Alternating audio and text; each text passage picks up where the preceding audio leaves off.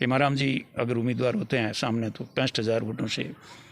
आप सीधे कह रहे हो? बिल्कुल, मैं तो क्लियरली कह रहा हूँ, ये नहीं, मैं नहीं कह रहा हूँ, पब्लिक कह रही है। आपके हिसाब से आप इस पर मैं तो हेमाराम जी को भी मैंने कहा था जी, मैं तो कह देता हूँ। अभी कह रहे हो ये एपिसोड देखेंगे तो हेमाराम जी से 65,000 से आप आ रहे कह रहे हो? बिल्कुल कह रहा हूँ ना जी, कह रहा हूँ ना, परमानेंट कह रहा हूँ। मैं तो हर भाषण में कहीं भी बैठा हूँ, सभा में 27,000 वोट कृष्ण कुमार बिश्नोई को मिल रहे हैं, हेमाराम जी को 23,000 मिल रहे हैं। ये जाट घुर गए है ना, ये भले ही मैं तो आम पब्लिक की जरूरत है। ये मैं आपको आज कह के जा रहा हूँ, अगर हेमाराम जी और कृष्ण कुमार बिश्नोई आमने सामने हुए तो हेमाराम जी के एजेंट नहीं बैठेंगे जाटों के बूथ पे जी। हाँ, ये कंडीशन है। इस वजह से लोगों की सहानुभूति है। जाटों के 50,000 में से 27 से 30,000 वोट मिलेंगे इसको, जाटों की। आप कह रहे हो? और खुले में कह रहा हूँ जी, और मैं गारंटी के साथ कह रहा हूँ, सिर्फ मुसलमानों के वोटों में 1000 वोट मिल रहे हैं इनको। शेड्यूल कास्ट के वोटों, मुसलमान क्या आएगी, वो RSS वाले इनके दे रहे हैं इसलिए कम मिलेंगे। बाकी सब जातियों में बहुत अच्छा रेफरेंस ले रहे हैं। शेड्यूल कास्ट के वोट आपके पूरे राजस्थान में 30% से ज़्यादा बीजेपी को कहीं नहीं मिल रहे हैं, लेकिन गुड़ा मालानी एक ऐसी कॉन्स्टिट्यूंसी है जहाँ 52% बबलू ले रहा है। बहुत बड़ी। नमस्कार, मैं हूं भगवान राम दोरीमीना। आप देख रहे हैं मेरे यूट्यूब चैनल और फेसबुक पेज। वीडियो को पूरा देखें, चैनल ने सब्सक्राइब करें, पेज ने फॉलो करें, वीडियो दोस्तों के लिए शेयर करें। आप देख रहे हो आपके मोबाइल की स्क्रीन पर यह शख्सियत मालानी के भारतीय जनता पार्टी के अगर अनुभवी व्यक्तियों में बात की जाए तो लादूराम जी के बाद दूसरा स्थान किसी व्यक्ति का है तो वो है चौधरी मगाराम जी नेड़, जो पार्टी के लिए बहुत अनुभव रखते हैं और पार्टी के लिए कई सालों से पार्टी में काम करते आ रहे हैं और पार्टी के अब मार्गदर्शन का आप काम करते हैं। मेरे साथ है चौधरी मगाराम जी नेड़। बहुत सी चर्चा करेंगे विधानसभा चुनाव 2023 को लेकर, राजस्थान के विकास को लेकर, भारत सरकार ने द्वारा किया गया विकास को लेकर। मेरे साथ है मगाराम जी। पहले आपका स्वागत। धन्यवाद। भारतीय जनता पार्टी को लेकर गुड़ा मालानी विधानसभा गुड़ा मालानी, अब 2023 में विधानसभा के चुनाव है। आपके पार्टी के जिसके आप मार्गदर्शन देते हैं भारतीय जनता पार्टी में कई नाम हैं, जैसे लादूराम जी बिश्नोई, उनके पुत्र के बिश्नोई, अंतराम जी बिश्नोई, आपके समाज के गौरव कर्नल सोनाराम जी चौधरी, नरपत राज जी मूठ, अमराराम जी बेनीवाल, जय किशन जी भादू और आप, सब लोगों के नाम हैं। अब जनता किसको मनाए, एमएलए कौन है? मैं तो उम्मीदवार नहीं हूँ, सबसे मोटी चीज़ ये है।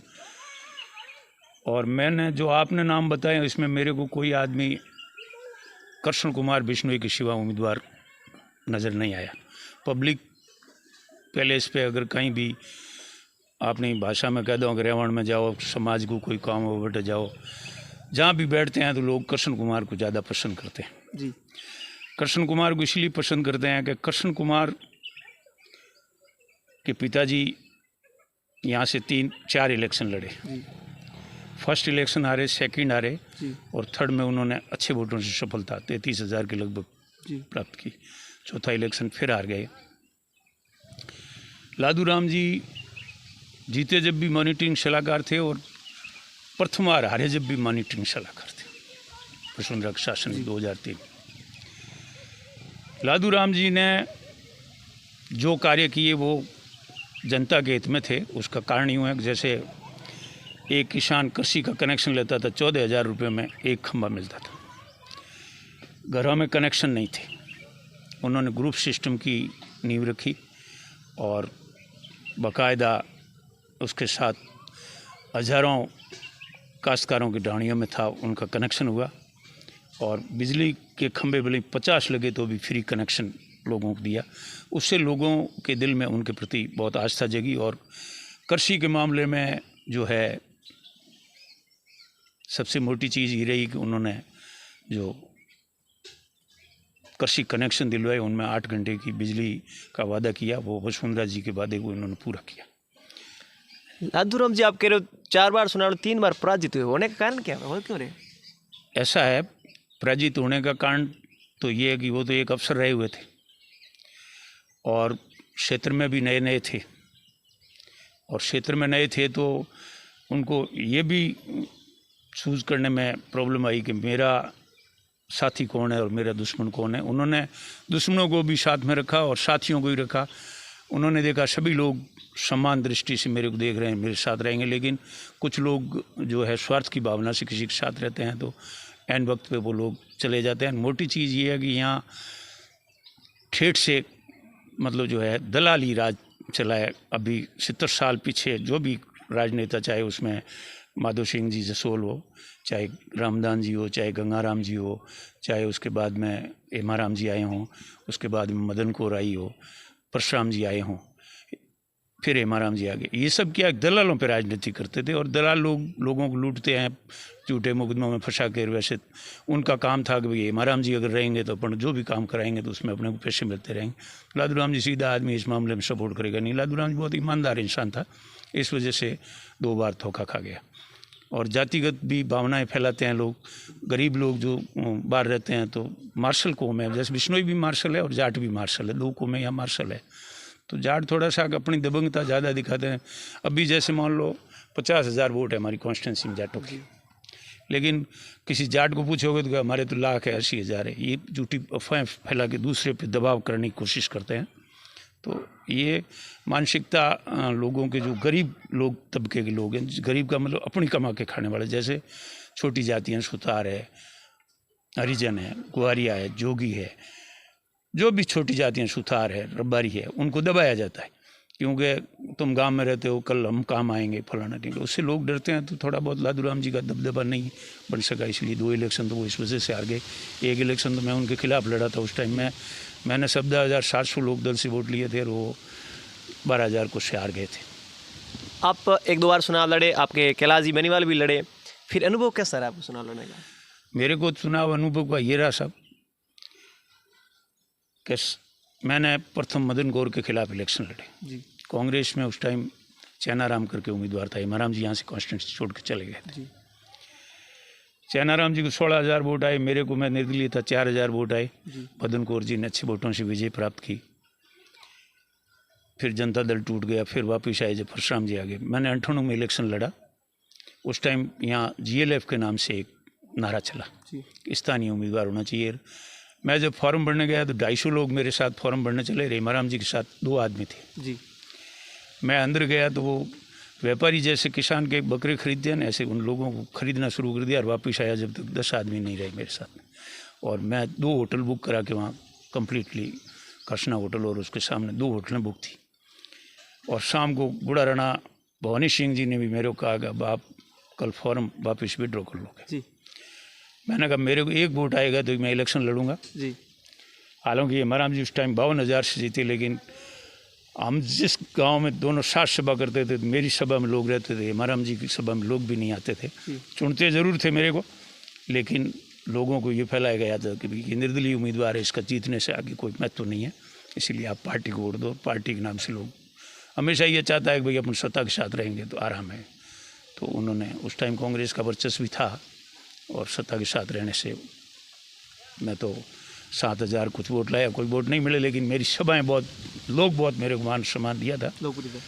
और अच्छा है, आज भी लोगों के बीच में अगर हम जाते हैं तो हमारे प्रति अच्छी भावना मेरे को महसूस होती है। हो सकता है लोगों के दिल में क्या होता है, लेकिन अच्छा मिलते हैं, अच्छा उठते हैं, बैठते हैं, ये बात है। आप चुनाव लड़े, फिर स्थानीय मुद्दे पे, अभी भी स्थानीय मुद्दा है, क्योंकि हेमाराम जी है तो वो भी बाहर के, गुड़ा मलानी के नहीं, और लादूराम जी है वो भी परिवार है, वो बाहर के हैं। स्थानीय मुद्दे पे आपने सुनते होंगे, पढ़ते होंगे, ये स्थानीय मुद्दा। फिर आपकी तरह और कोई लड़ना चाहे तो फिर? नहीं, स्थानीय के लिए ऐसा है, लड़ तो ले स्थानीय जी। एक तो स्थानीय मेरे को ऐसा कोई उम्मीदवार जो रोणासर से लेकर कादानाडी तक उसका परिचय हो, या बूट से लेकर गांधव तक, ऐसा कोई व्यक्ति नहीं है। इन 2 के सिवा तीसरा मैं हूँ, लेकिन मैं तो इलेक्शन लड़ना चाहता नहीं हूँ। और अपने यहाँ लोगों की भावना पार्टियों के प्रति है, और हमारे जैसे लोगों को पार्टियाँ टिकट क्यों नहीं देती है कि उनको मालूम है कि इनको टिकट मिल गया तो फिर अपना नंबर ही नहीं लगना, इसलिए पार्टियाँ टिकट देती नहीं है। मैं तो खुद अब एज से 65 साल क्रॉस कर गया हूँ, मेरी मंशा भी नहीं है। और बाकी मेरे को ऐसा कोई उम्मीदवार लगता नहीं है। मेरे को तो किसी ने आज दिन तक कहा नहीं कि मैं इलेक्शन बीजेपी से लड़ना चाहता हूँ, कांग्रेस से, ऐसी बातें है नहीं। अब कोई लड़ना चाहता है, कभी मिलेगा तो मैं आपसे ज़रूर बात करूँगा। लेकिन लोगों में हम जाते हैं तो कृष्ण कुमार का नाम ज़्यादा चलता है। इसका कारण यूँ है कि कृष्ण कुमार लादूराम जी हार के चले गए, उसके बाद में जो बीजेपी का विपक्ष था उसको कोई ऐसा उम्मीदवार नहीं था। लोगों ने जाके कहा साहब मेरे जागरण में चलो, मेरे विवाह में चलो, मेरे मौसम में चलो, मेरे मुकलावे में चलो, मेरे जागरण में चलो, ऐसे करके सभी लोग इनको बुला के लाए। जब इनको बुला के लाए तो उससे प्रभावित ये हुए कि आज मैं कॉन्स्टिट्यूंसी में कहीं जाता हूँ, उनको जहाँ दोनों को इन्विटेशन मिलता है वहाँ भी मेरे को भी इन्विटेशन मिलता है, चाहे कादानाडी हो, चाहे भले ही सिंदरी ऐड हो, चाहे नीबल कोट हो, चाहे तोकड़ा हो, कहीं हो। तो वहाँ हर जगह उनको बुलाया जाता है। बुलाने के बाद में उन लोगों ने अब ये जवाबदारी समझ ली कि बबलू कृष्ण कुमार बिश्नोई उम्मीदवार नहीं बल्कि हम स्वयं हैं। इसीलिए उनकी आज की तारीख में लोगों में इतनी ख्याति है कि मेरे विचार से उनके सामने हेमाराम जी भी इलेक्शन लड़ेंगे 65,000 वोटों से ज़्यादा आ रहे हैं मेरी सर्वे में। हालांकि मैं पहले कहता हूँ ये चीज़ कोई मानता नहीं। मैंने लादूराम जी के गए टाइम में जिस टाइम जीते उस टाइम नोखड़ा के सभा में कह दिया था कि लादूराम जी 33,000 वोटों से जीतेंगे।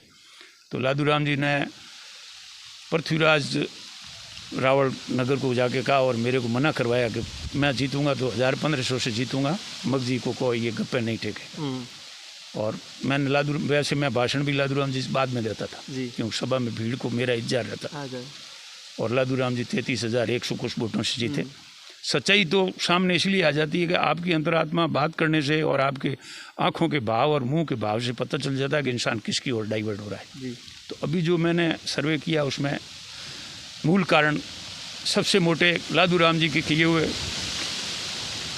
एक तो बिजली के कनेक्शन में खंभों से पैसे हटाना, दूसरे नंबर ग्रुप में लोगों को कनेक्शन देना। लोगों के अंदर कभी भी उन्होंने मुकदमेबाजी, जैसे हेमाराम जी पुलिस की दलाली करते हैं सब, मैं क्लियर कह रहा हूँ। हेमाराम जी के टाइम में तो अभी मेरे विचार से यहाँ काफ़ी कर्मचारी रिश्वत के मामले में जेल चले गए। लादूराम जी के टाइम में एक भी आदमी रिश्वत के मामले में जेल नहीं गया। लादूराम जी ने सबसे मोटा काम यह किया कि यहाँ कांग्रेस के जितने भी लोग जनता दल के रहे, निर्दलीय भी रहे, माधो सिंह निर्दलीय ही था उस टाइम, कॉन्स्टिट्यूंसी का नाम गुड़ामल्ल के बाड़मेर बी था जी। लेकिन सिर्फ मार्शल कौमों के काम होते थे, जाट, राजपूत और बिश्नोई के। बाकी शेड्यूल कास्ट ट्राइब्स इनको कहीं जाजिम पे ही नहीं बिठाया जाता था। इस आदमी ने अपने साथ में हर आदमी को स्वयं के जितना मान सम्मान चाहिए था इतना सामने वाले को दिया। और सबसे मोटी चीज़ इन्होंने ये की कि वसुंधरा के आदेश के मुताबिक उन्होंने हर हेडक्वार्टर पे सीनियर सेकेंडरी स्कूल बनाई और सब जगह उन्होंने सेंटर खुलवाई। उससे ये फ़ायदा हुआ कि पहले मैं मेरे लोहारवा की बात बताता हूँ, दूसरी जगह जाने से कोई मतलब नहीं है। मेरे लोहारवा के हेमाराम जी के मैं खिलाफ इलेक्शन लड़ता था, मेरे वहाँ के बच्चों को नहीं पढ़ने देने के लिए उन्होंने एक बार मांगता सेंटर रखा, दूसरी बार उन्होंने जो है बामनला रखा, तीसरी बार राम जी को गोल्ड रखा, चौथी बार गुड़ा रखा, फिर मांगता रख दिया, बांड रख दिया। तो इस ढंग से अगर उनको टॉर्चर करना, तो जिसके गरीब जैसे मान लो मांगता और ये राम जी का गोड़ और बामनला में तो कोई ठहरने कोई जगह नहीं थी। जब किसी की बच्ची हो और उसको ले जाए तो ठहरे कहाँ, जाना बसों में आना, और फिर वो कैसे एग्जाम हो, इस ढंग से टॉर्चर हेमाराम जी ने कोई लोहारवा कोई नहीं, हर जगह को किया, व्यक्तिगत किया जी। मतलब आपका बदला गांव से लेते थे? बिल्कुल, मेरा बदला गांव से ही लिया उन्होंने। इसीलिए पब्लिक आज की तारीख में नाराज है उससे। ऐसा क्यों करते? अब वो तो उनकी भावना है कि भाई इस आदमी को कहीं इसके साथ पब्लिक नहीं जुड़ जाए, इसके साथ नहीं जुड़ जाए। उनकी भावना थी कि मेरा जो विरोधी है उसको काट दो पूरा। मेरे खिलाफ तो उन्होंने, मैं तो वो इंसान हूँ जैसे नदी के अंदर एक पत्थर ठोकरें खा के स्वस्थ होता है, इसी प्रकार मैंने तो खूब सारी राजनीतिक ठोकरें खाई है।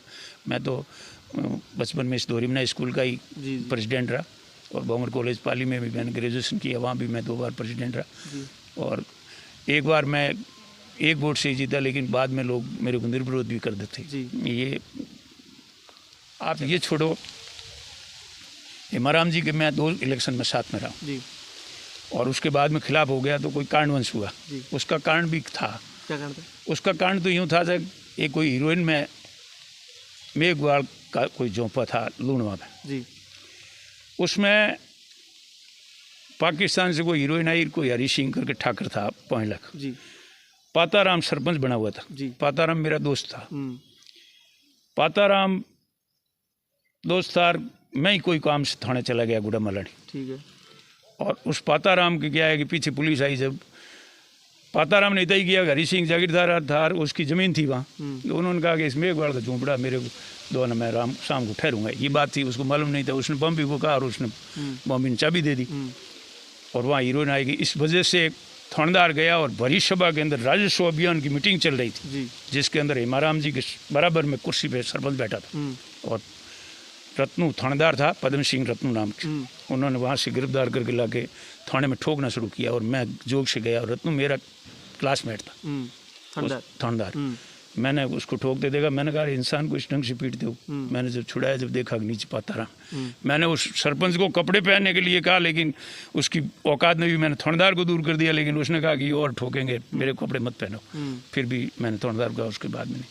फिर उसका ओढ़पा देने के लिए मैं अपनायत के तौर पर इमाराम जी और हम यूनिवर्सिटी मेट है, मैं क्लासमेट नहीं हूँ उनका, मेरे से 7 क्लास आगे थे। मैं ओढ़पा देने के लिए शाम को गया, 11 बजे वहाँ रुका। जयपुर में नहीं तो बाड़मेर, क्योंकि इमाराम जी अभियान में गए, दूसरे दिन ननियाली की मीटिंग थी। ठीक है। मैं रात को जाके इमाराम जी को कह के, मेरा भाई भी साथ में था, फिर मैं चला गया। मैं कहने के लिए, ओढ़पा देने के लिए गया। मैंने कहा इस ढंग से आपके पास से सरपंच ले जाते हैं और पुलिस वाले ठोकते हैं, बोल रहे तुम क्या सरपंच हो किसी। मैं रात को सेवा सदन ठहर गया, सवेरे 7 बजे गया तो मालपुरा का सरपंच पौंधी था, वहाँ बैठा था और बाहर आके गाड़ी रुकी। उस पौंधी ने, इस साइड में एक ऑपरेटर बैठा था, धर्माराम नाम था, इधर हम 2 भाई बैठ गए। इमाराम जी अपने हमेशा बैठते हैं उस साइड में बैठे थे, इधर एक गद्दा लगा हुआ था, उस गद्दे पे पौंधी सो रहा था। तो तुम ये तैंब लोड के सो जाके, इतना कहते ही रत्नू अंदर आया। मैंने अचंभा किया कि 2 बार जीता हुआ MLA जी, और उसके सामने उसने नमस्कार नहीं किए थानेदार ने, और पुलिस वालों कह के फटाक से उसके ऊपर स्टैम्प लटा के हथकड़ी डाल दी उसके। उस सरपंच के भी, उस सरपंच के भी, वो भी उसमें इन्वॉल्व बताया गया था।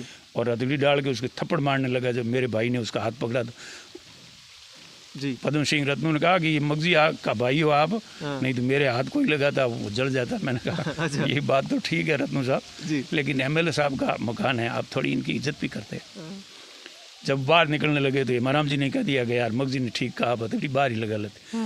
उसने मेरे सामने कहा कि आपको पैसे चाहिए कि इज्जत चाहिए। जब मेरे को पता चल गया कि अपन इसमें अगर रहेंगे तो ये हालात अपनी होनी है, उस दिन से इमाराम जी धूल फेंक निकले, उसके वापस गए नहीं। हालांकि इमाराम जी के बच्चे की डेथ हुई, जब मैं बैठने गया, बलवंत सिंह वकील थे वहाँ, बबलू जी ये मेरे साथ चले, हम बैठे रामा शमा की यार वापिस आके उनके सामने बैठ गए थे। फिर सुखराम जी आ गए थोड़ी देर में, बेवराम जी, लेकिन मेरे को इमाराम जी ने बुला के वहाँ अपने पास बिठाया और मैंने बिठाया। जब मैंने ये भी कहा इमाराम जी को, मैंने कहा बलवंत सिंह ने आवाज़ दी, जब मैंने कहा इनको बुला रहे हैं कि मेरे को बुला रहे हैं, कि आपको बुला रहे हैं, आपके आना होता, आप इमाराम जी से मिलने आए बैठने आए। मैंने कहा दोनों ही करना है तो यहाँ आ जाओ। उनको नहीं बुलाया, जबकि वो तीनों, एक तो विधायक का लड़का था ये जो कृष्ण कुमार, ये इनके सामने की बात। लेकिन मैं कोई भी अच्छा काम करता हूँ ना, उसका लोग अच्छे काम का नहीं कहते, मेरे से बुरी बात जोड़ के ज़्यादा प्रचारित करते हैं। 2 के झूठे मुकदमे बने। अब ये तो राजनीतिक थी, बाकी मैं 1000 लोगों के बीच में बैठा। एक बार तो मैं थाने में बैठा, एक मर्डर हो गया, ये तो आज से 4 साल पहले की बात है। और वो मुकदमा दर्ज कराना है, मेरा प्रथम नाम लिख रहे। मैंने कहा मैं तो आपके पास बैठा हूँ, थानेदार साहब सवेरे का आया होगा। तो थानेदार ने मेरे को कहा साहब क्या करें, दबाव है, आपका नाम तो लिखना पड़ेगा। हालांकि नाम लिखा, मेरा चालान नहीं किया, लेकिन अब ऐसे किस्से होते हैं तो भी मैं तो किसी को ओढ़पा देता नहीं हूँ। हालांकि वो मैं कह दूँ भाई इमाराम जी ने करा दिया, लेकिन राजनीतिक तो थी सर, नहीं तो थानेदार मेरा झूठा। मैं जो पास में बैठा हूँ और उसके बाद में ही मेरा नाम आ रहा है, इससे बढ़कर तो मेरे साथ क्या न्याय हो सकता। इसमें 302 में फांसी की सजा भी तो हो सकती है ना। फिर भी भगवान आपके ऊपर आपको लगता है इमाराम जी ने करवाया? अब वो इमाराम जी खुद को पूछ लेना, उनको भी मालूम है चीज़ें। मैं कोई इमाराम जी का उससे इन्वॉल्व नहीं मानता, लेकिन उनका शासन था जी। और मेरे खिलाफ तो जितने मुकदमे बने, जितने मुकदमे बने जी, सब झूठे थे। मैंने कोई क्राइम नहीं किया जी। तो फिर ऐसे क्यों करवाते? अब आपको सेट करवाने के लिए? अब क्या करना था वो तो अब जो करवाने वाले से पूछो, ये तो मेरा काम नहीं है। मेरे तो हो जाता तो मेरे को पेशियों पे ही जाना पड़ता है जी। लेकिन करवाने का आज तो बता दीजिए क्या दिक्कत है? अरे बतावे क्या साहब, अब जैसे हमारे गांव में कोई बढ़िया के इलेक्शन थे जी, झूठ तो उसके किसी दूसरे ने ठोके और मुकदमा मेरे खिलाफ 15 दिन बाद जी, उस घटना के 15 दिन बाद जी। और थानेदार ने कहा कि भाई तो हम चालान तो करेंगे। भाई कर दो, 323 में क्या फ़र्क पड़ता है जी। ये हालात है देश की। फिर वो आपको कौन सा से नाम डाले? मेरा तो वो, मैं हमेशा उनका प्रतिद्वंदी रहा हूँ, सच्ची बात कह देता हूँ। मैं अगर सच्ची बात नहीं कहता तो मेरा कुछ है ही नहीं। मेरे तो जैसे एक ये डाडी जात होती है ना, ऐसे हमारे जाटों में मेरे कोई 1000 डाडी है जो सिर्फ मेरी बुराई में ही लगे हुए हैं। अच्छा। तो हालांकि मेरे को तो उसकी खुशी होती है, वो बहन जो भगवान का नाम ले तो न्याल हो जाए, मेरे नाम से उनको क्या फ़ायदा है जी। फिर भी वो मेरे नाम इमाराम जी से मेरी वापस मैत्रिकता हो जाए। नहीं, मेरे मैत्रिकता ही है, वैसे मिलते हैं तो हम रोमशमा करते हैं, बातें कर लेते हैं, कभी राजनीति- मैं कभी हेमाराम जी को हेमाराम जी कहता हूँ, जी कभी भी कोई, अभी आपके सामने ही बात चली लेकिन हेमाराम जी को जाके लोग ये कहते हैं तुमको तो हेमला ही कहते हैं, जबकि मैं कभी कहता ही नहीं हूँ इस चीज़ ये को। उनके ऐसे कह रहे हैं, कहते कौन वो वही है जो गुर्गे हैं उनके, वो भिड़ाते हैं कि मगजी से नज़दीक नहीं चले जाए, जी। तो वो इस ढंग से बात करते हैं, तो आम पब्लिक भी वैसे सुनती है तो वो सोचती है कि यार ये पूरा आदमी गालियाँ देता है, जी। जबकि मैं तो किसी को गालियाँ देता ही नहीं, मेरे क्या लेना देना। फिर लेकिन और गाड़ी देखो हल्का किसी को बोलना ही चाहिए। जी मैं कह तो रहे हो साहब के सामने अगर हेमाराम जी चौधरी लड़े तो 65,000 वोटों से हारेंगे, तो फिर आपको किसी चिंता है कि वो लड़ेगा तो के साहब को हरा सकते हैं? नहीं के अब नया उम्मीदवार कौन आएगा ये देखेंगे, बाद की बात है। फिलहाल तो हेमाराम जी है, तो ये सर्वे में लोग तो अब जो मौजूदा है उनकी बात कर रहे हैं। जी अब कोई चेंज हो जाए कर जाए तो वो समीकरण चेंज हो जाते हैं, वो अलग चीज़ है। उसका पहले तो कोई उम्मीदवार दिखे जब हो ना, मेरे को कोई ना तो कांग्रेस में ऐसा मिला जो उम्मीदवार है। ताजाराम जी वगैरह ये क्या है कि बातें करते हैं, पहले गए टाइम में ही कर रहे थे जी और फिर लास्ट में बैठ गए। अब बैठे कैसे कैसे नहीं बैठे, तो इस ढंग से लोग कहते हैं कि ये तो खड़ा होगा नहीं है। और कोई भी आदमी जब इलेक्शन की बात कर दे, जैसे मान लो मैं अखंड रहा उस अठड़ों में, GLF के नाम से था, तो भले ही मेरे को वोट कम मिले लेकिन मैं खड़ा हो गया। जो इनमें जो है सास नहीं है, ये सास वाले लोग नहीं है, ये तो सिर्फ आंखें मीच के गाड़ी को चला रहे हैं। क्या को टक्कर है ताजाराम चौधरी जैसे? नहीं कोई ताजाराम वगैरह क्या टक्कर देंगे। ताजाराम जी कोई 10,000 वोट खराब करेंगे वही पार्टी के नाम से, बाकी खुद के नाम से नहीं हो सकता जी। ऐसा कुछ नहीं। कुछ अफवाह है कि मगराम जी नेड़ पहले चलती थी कि अब RLP में जाएंगे, ऐसी बात सही है? मेरे कभी RLP से बात नहीं हुई, और RLP के बारे में आप पूछना चाहते हो तो बाड़मेर जिले में जिस टाइम हनुमान जी बेनीवाल ने प्रवेश किया और कांग्रेस इनको सपोर्ट कर रही थी, गए इलेक्शन में टोटल खर्चा कांग्रेस का चल रहा था जी। और इसको इसीलिए कि भाई युवाओं को प्रभावित करेंगे। लव कुश कॉलेज जिस खरथाराम ने बाद में हनुमान जी की फैट पकड़ी थी उसको तैयार किया और मेरे को चीफ गेस्ट बनाया लव कुश कॉलेज में। आज भी आप जाके वहाँ पता कर सकते हो जी। मेरे को खरथाराम जी कहने आए, मैंने कहा चीफ गेस्ट किसी और को बना लेते, मैं तो आपके वैसे ही मेहमान आ जाता। जब मैं वहाँ पहुँचा तो हरीश जी और ये दोनों आए और इन्होंने कहा कि भाई तुम हमारे साथ पार्टी में आ जाओ और हनुमान जी के साथ हम अब दोहरी में जाएंगे, वहाँ मीटिंग करेंगे, तुमको हमें उम्मीदवार बनाएंगे। जब मैंने उनको कहा साहब तुम्हारी फादर की उम्र का मैं हूँ और जिस टाइम मैं कॉलेज का प्रेसिडेंट था उस टाइम आप जन्मे नहीं थे दोनों जी। हरीश जी को और इनको कहा, इसलिए आप मेरे को गुमराह करने की कोशिश नहीं करें। मैं जहाँ हूँ वहाँ स्थिर हूँ और मेरे को कहाँ जाना है ये चीज़ आप मेरे को समझाने लायक नहीं हो जी। क्योंकि आपका इतना मुंह बड़ा नहीं है कि जो आप मेरे को टैकल कर सको। ये चीज़ मैंने हरीश जी को और बेनीवाल दोनों को बताई जी।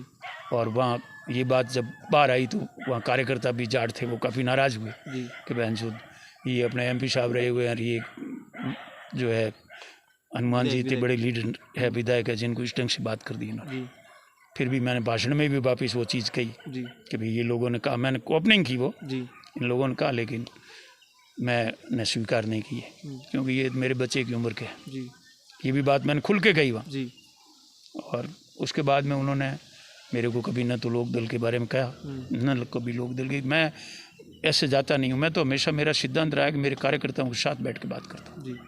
तो फिर आप अगर आपको कांग्रेस वाले के नारायण साहब चौधरी साहब आप हमारे पार्टी में अभी थोड़ा आपकी बात नहीं, मैं इसलिए नहीं कह सकता उनके साथ, मैं बबलू जी के साथ इसलिए रह रहा हूँ कि हम लोगों ने इनको बुला लिया और इनको हाँ भरती जी। और लोगों की भावना के मुताबिक इनको बुलाया और काफ़ी जगह हमने भी कह दिया कि भाई ये तुम लोग बुला रहे हो क्या करोगे। मैंने भी खुद ने पूछा तो उन्होंने कहा साहब आप भी साथ में रहना, हम आपको ही कह रहे हैं और बबलू जी को हम MLA बनाना चाहते हैं। एक बार इस आदमी का तुम्हार करेंगे। जब मैंने उन पब्लिक के सामने हाँ भर दी, आज मैं इधर से उधर चला जाऊँ तो फिर मेरे में ताजाराम में क्या डिफरेंस हो। जैसे खड़ा होने की बात गए टाइम में ही ताजाराम जी कर रहे थे और एंड टाइम पे बैठ गए, ये कौन सा तरीका है? ये तो गलत बात है बहुत। मैं तो देखो कोई भी जबान से शब्द निकालते हो तो उस पर सच्चा शब्द है तो उस पर अड्डी गिरो इंसान को, मैं तो उस भावना को कदर करता हूँ। लोग स्थानीय है तो फिर स्थानीय मांग कर रहे हैं आपकी पार्टी में भी? मेरे सुनने में नहीं आया कि भाई कोई स्थानीय बात कर रहा है, ऐसा कोई उम्मीदवार मेरे को कोई नाम मेरे सामने नहीं आया भाई स्थानीय होना चाहिए। आपके पार्टी के पहले मंडल अध्यक्ष थे गुड़ा मलानी के अमराराम जी बेनीवाल, आपके समाज के गौरव है, वो कह रहे थे एक बार मैं लड़ना चाहता हूँ और वो एक बार अमराराम जी मेरे अच्छे दोस्त हैं, मेरे संबंधी भी, लेकिन मेरे को कभी उन्होंने इलेक्शन की बात नहीं की। वो एक बार चैनल पे इंटरव्यू दे रहे थे, वो कह रहे थे भाई मैंने इंटरव्यू सुना नहीं, मैं कम ही चैनल सुनता हूँ, लेकिन अमराराम जी ने कभी मेरे सामने इलेक्शन की बात नहीं की। जी। अगर अमराराम जी को चुनाव लड़ना चाहे तो अमराराम जी को चुनना चाहे तो वो उनका सोच है, वो कभी बात करेंगे तो मैं आपसे कह दूंगा, मेरे को बात की नहीं इससे। पर लोग ये भी तो कहेंगे कि 18 जब लादूराम जी को चुनाव लड़े नहीं जीत पाए तो फिर के साहब को क्यों लड़ा? ऐसा है कि लादूराम जी गए हार के, जब ये तो बैठ गए ना, इनको हम लोग ही तो लाए हैं ना। जी बूढ़ा मालानी की पब्लिक लाई है। मेघवाल गया, जाट गया, बिश्नोई गया, नाई गया, तेली गया, उन्होंने अपने फंक्शनों में बुलाया, कुड़बी गया, जो भी जातियाँ थी। तो इसीलिए वो उम्मीदवार नहीं है, यहाँ की जनता जी कृष्ण कुमार के पक्ष में जो है उम्मीदवारी कर रही है। बुरा मत वो मानना। तो एक मात्र नाम है, पब्लिक खुद स्वीकार कर रही है कि इस आदमी को जिताएंगे। और वो आदमी व्यापारी था, उसने शुरुआत में ही कह दिया था कि भाई मैं तो, मेरे 57 देशों में राज चलता है, मैं तो वहाँ व्यापार कर रहा हूँ, आप लोग मेरे को क्यों खींच के ले जा रहे हो? कैसा अब हमको आपको एक बार एमएलए बनाना है, ये कह के वहाँ हज़ारों लोग गए हैं, लाए हैं, और उन्होंने अपने फंक्शन में किए हैं। आज भी मैंने ये चीज़ देखी कि हेमाराम जी और मैं भी जाता हूँ, हमारे लिए कोई खड़ा नहीं होता है। जी और ये जब सभा में प्रवेश करता है तो सभा में अगर 1000 आदमी होते हैं तो खड़े हो जाते हैं। जी ये मान और सम्मान की तहकीकात है, जी ये मान और सम्मान की झलक है, जी इसीलिए हम महसूस करते हैं। जी तो हम ये सोचते हैं कि मौजूदा एमएलए और मिनिस्टर है, उसके लिए पब्लिक खड़ी नहीं होती जी। है, उसको गाड़ी तक छोड़ने नहीं जाती है, इनको गाड़ी से लेने जाते हैं, जी। गाड़ी तक छोड़ने जाते हैं। सभी जब सभा में प्रवेश करता है सभी खड़े होते हैं, और वापस रवाना होता है तो खड़ा होता है। जी और ये आदमी सोबर है, इसने, देखो मेरी बात सुनो, एक भील के एक्सीडेंट में एक ही लड़का था, उसकी डेथ हो गई, माँ बाप की डेथ हो गई। उससे पहले एक बिश्नोई कोई शहीद हुआ था बांड का, तो उसको 5 लाख रुपए दिए सांवलाराम जी। तो लोगों ने कहा कि बिश्नोई था इसलिए दिया, लेकिन भील तो बिश्नोई नहीं था ना। जी उसको 16 लाख रुपए मेरे सामने पेमेंट दी। किया, और उन लड़कियों की जवाबदारी ली कि मैं इनको पढ़ाने तक, ग्रेजुएशन तक, मैं एमएलए बनूं या नहीं बनूं, जी मैं पूरा कार्य करूं। जी मेरे गांव में एक घर जल गया था, 25,000 रुपये दे दिए। मैं और हेमाराम जी की, हमें तो 8 होने को दिया। जाने से क्या सहानुभूति हुई? जाने से कुछ नहीं होता, काम तो करते हैं जब होता है। अभी एक जाट का एक्सीडेंट हो के मर गया, उसकी ही लड़कियां थी। पट्टी के लोग इकट्ठे हुए, हेमाराम जी को भी बुलाया, हेमाराम जी बैठने गए तो उन्होंने कहा साहब कृषि मंडी वालों का कहूँगा लाख रुपए मिलेंगे। उनका लोगों का कहना है, मैं तो वहाँ था नहीं, हेमाराम जी ने कहा नहीं, लोग कह रहे थे। और इस बबलू को बुलाया फिर, और वहाँ पट्टी के जाट कम से कम 1000 आदमी इकट्ठे हुए, और इन्होंने 11 लाख रुपए दिए। एक राई के गए, भेड़ें जल गई आकाशीय बिजली गिरने से, 31,000 रुपये का पेमेंट किया। एक कोई कबड़ जल गया था बूढ़ा मालानी, मेरे सामने 25,000 रुपये, उस दिन मैं गाड़ी में साथ में था, वो रो रहा था, और वो कबड़ तो जल रहा था, शाम के 4 बजे की बात थी। तो ऐसे लोगों को अगर आपातकाल में किसी को अगर कोई सहारा देता है, मैं तो उसको बहुत मान सम्मान की दृष्टि से देखता हूँ। मैं चल नहीं सकता हूँ और आपके पास गाड़ी, आप मेरे को गाड़ी के डाले में ही बिठाते हो तो मैं एहसान मानूंगा। और वैसे अमीर के लिए गाड़ी रोक देते हैं, गरीब के नहीं, ये गरीब के लिए भी खड़े हैं, इसीलिए मेरी सहानुभूति इनके साथ है। ये इलेक्शन तो हम इनको जिताने में साथ में रहेंगे। अब जिताएगी तो पब्लिक, कोई एक जने मेरे हाथ में बात नहीं, मैं मेरा मत और समर्थन दोनों उनको दूंगा। पर आपके पार्टी के लोग, कुछ लोग हैं जो ये भी कहते हैं कि के साहब को खड़े करने में जो मगाराम जी नैण या सुखराम जी विष्णु, ये लोग कहते हैं कि आपको आइए, आपको हम जिताएंगे, बार बार ये हरवाते हैं। नहीं, हमारा तो बहुत बाद में नंबर लगा। सुखराम जी हम तो बहुत लेट हैं जी। हमारे से पहले तो, अरे साहब पहले, उससे पहले कई सरपंच गए हैं, लाए हैं, कुड़बियों में लाए हैं। अब किस किस का नाम गिनाऊं? ये अमराराम जी लाने में साथ में थे। और वैसे इनका कई काम ऐसे हैं जो इनकी याददाश्त है। वोट पब्लिक के हाथ में होते हैं, लेकिन कृष्ण कुमार बिश्नोई इसलिए जीत रहा है कि इनको घर से लाए लोग, और लोग खुद कहते हैं कि साहब ये उम्मीदवार नहीं, हम हैं उम्मीदवार। तो इससे मेरा सोच है कि उनके हाव भाव से मैं ये समझकर आपको 65,000 की जीत बता रहा हूँ। बाकी अब थोड़ा ये थे मेरे साथ चौधरी मगाराम जी नैण, जो हमारे ऊपर बहुत बड़ा आशीर्वाद रहा। हम लोगों ने जब 2013 में, आज से 10 साल पहले जब पहली बार मंच से बोलना सीखा तो मगाराम जी के सामने बोला था, और मंच का संचालन करना सीखा तो मगाराम जी के जब मंच से कुछ कहना चाहो तो? दर्शकों को कुछ नहीं है, मैं तो एक ही चीज़ कहता हूँ कि हमेशा मानवता के नाते चल के सब कुछ समान दृष्टि से साथ लेके चलो, यही हमारा सबसे अनुरोध है बस मेरा। मगाराम जी नैण जो इस मालानी के पंचायती या राजनीति के बड़े जानकार एक्सपर्ट लोगों में से नाम इनका आता है, और मेरे साथ जुड़े आपका बहुत बहुत शुक्रिया, आपका बहुत बहुत धन्यवाद। धन्यवाद सर।